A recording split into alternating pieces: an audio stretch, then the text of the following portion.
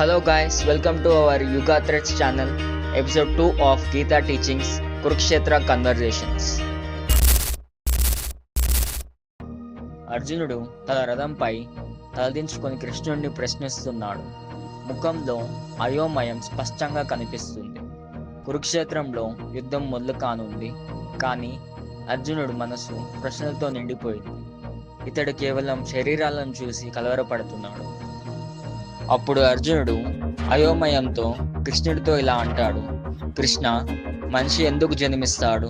ఈ శరీరమే మనమైతే మరణం మన చివరే కదా. ఈ రక్త సంబంధాలు, బంధాలు ఇవన్నీ నశించిపోతే మన జీవితం అర్ధహీనమేనేమో.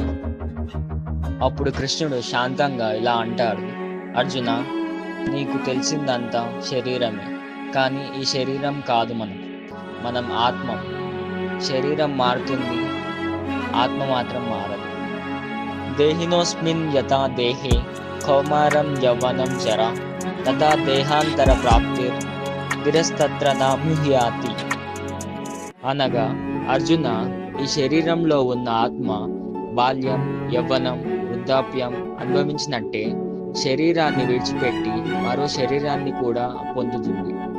ఈ మార్పును గమనించే జ్ఞానులు కలవరపడరు.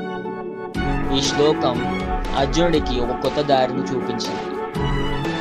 జీవితం శాశ్వతం కాదు, కానీ ఆత్మ శాశ్వతం. బంధాలు శరీరానికి సంబంధించినవే, ఆత్మకు కాదు. శరీరం మారుతుంది, ఆత్మ కొనసాగుతుంది.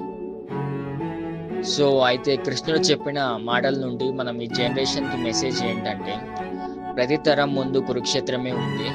అయితే అది ఎక్స్టర్నల్ వార్ కాదు, అది మన డెసిషన్స్ వార్, మన లోపల జరిగే యుద్ధం.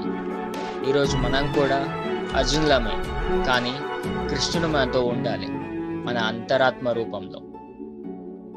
కర్తవ్యాన్ని చేయడంలో భయపడకండి, ఫలితాల వల్ల తప్పుకోకండి.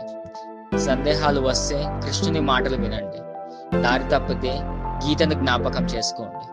ఇది కేవలం పురాణం కాదు, ఇది ప్రతి యువకుడికి జీవితం నడిపించే జ్ఞాన మార్గం. That's all guys. మరో కొత్త ఎపిసోడ్తో మళ్ళీ మీ ముందుకు వస్తాను. అంటిల్ సైనింగ్ ఆఫ్, జై శ్రీ కృష్ణ.